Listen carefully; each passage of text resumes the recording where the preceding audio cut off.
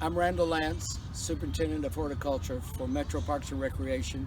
We're standing here on the 22nd of March 2021 to look at all the cherry trees and talk about all of the pretty things that we've got going on at the park right now.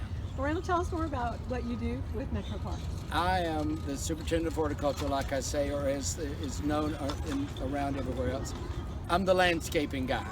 And so I have a staff of 15, and we do planting, pruning.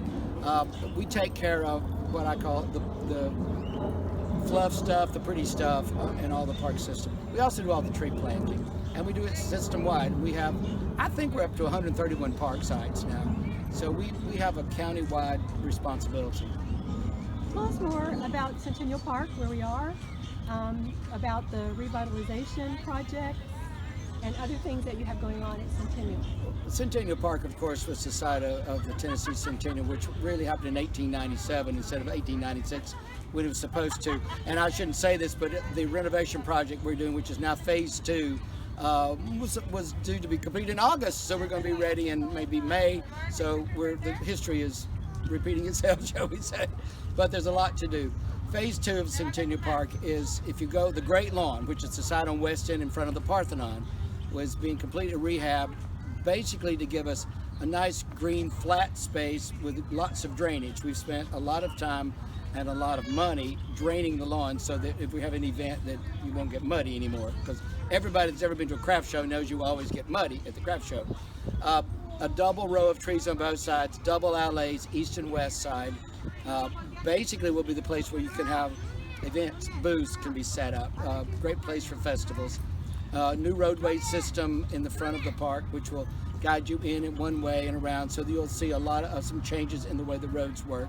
The Women's Suffragette Monument was installed was installed and ready to open in August. It is there to mirror the John Thomas Monument that's on the other side. So it becomes a very formal space, but it's all lined with native trees, whether it's oaks, hickory, there's some black gum, there's even a few magnolia in there.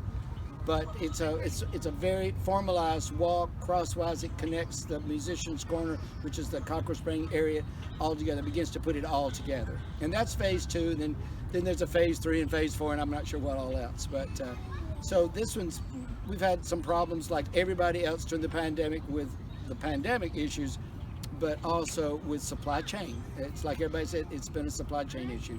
But we're about there, we're about to get it. How do you decide what you plant at Centennial? It's very interesting. In my view, which is different than some other people's view, is Centennial Park was a Victorian park.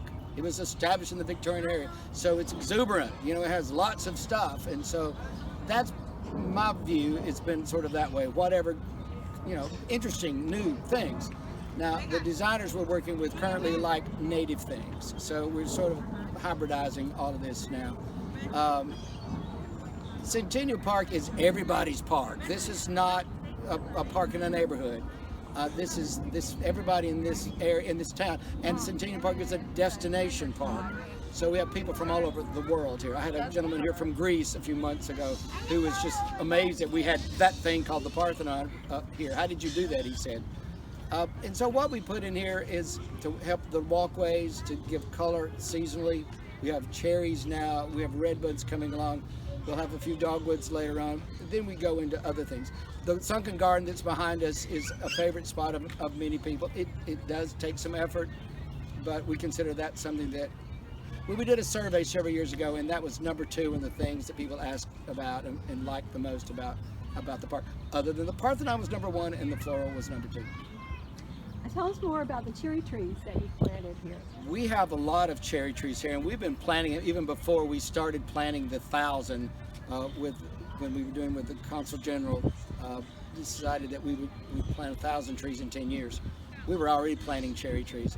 I counted them, and we're up to, I think, 250 or some odd cherry trees here now. Some of them are new. We just planted, how many did we do? We just did about 50 in here just recently. Maybe it wasn't quite that, maybe it's about 30 recently. Last year we put in about 40 or 50 in here.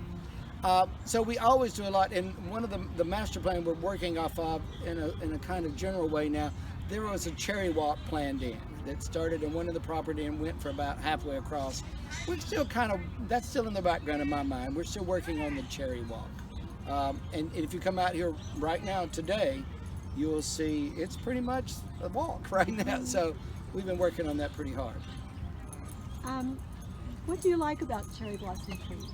I mean, I think they're absolutely magnificent. They are interesting. We tend to use the Yoshino cherry, the Yoshino, the Akabono. I noticed today, we don't even have any, the Kwanzaa, the pink ones, because that's not my favorite. Oops, I should have probably put those in anyway. But I think it just welcomes the spring. They're not native, they're from Japan. But we have a lake, and if you look out today, the weeping cherries along the edge of the lake, it looks very Japanese garden-like, and we're very happy with that. I think that's just dynamite. The sunken garden initially was a Japanese garden. A lot of people don't realize that, but initially it was built as a Japanese garden. So we have a history of that, and the trees have issues. They don't last forever, but that's kind of their part of it. Was it the sakura season? With the blossoms come and then they kind of fall rapidly, and it's a neat thing. It's sort of a very neat thing. Randall, what helpful hints would you give to people about planting their own cherry blossom trees? The biggest thing is, as far as I'm concerned, is plant in the fall. That is the easiest time. One, the trees are available, but you want to plant when they're dormant, absolute dormant. If you put them in the fall, you've got all winter for root growth to happen. So when spring comes, the tops will go. And the old saying goes, dig a $10 hole for a $5 tree, so twice as big. I don't do that, none of us do, but if you dig a nice big hole, a lot bigger, bigger than the root ball, so you can get the soil around it and slightly pack it in around. And then water it, immediately water it. As soon as you get it in the ground, water it really good and then mulch it. People fail to water when they first plant, and I think that's one real key to success with any trees you plant, is the first watering is incredibly important. So do that. And then don't fertilize it the first year, and you're not going to have as a rule, you're not going to have really good bloom the first year, because all of these trees are nursery grown and they are fertilized and pushed along, but then they've had the roots cut off and then they go out, but they're pushed so much they're not blooming a lot. So the second year is when you're going to really start seeing some nice bloom. And what other parks? I know there are a lot of cherry trees planted in other parks in Metro Parks. Yeah. What other parks have nice cherry blossoms? Oh, wow, we've got them all over the place. Fannie Mae D's has quite a number. I don't even know. You've caught me off guard on that one. Public Square, of course, we'll talk about that later, but Public Square has got trees. Downtown area, a lot.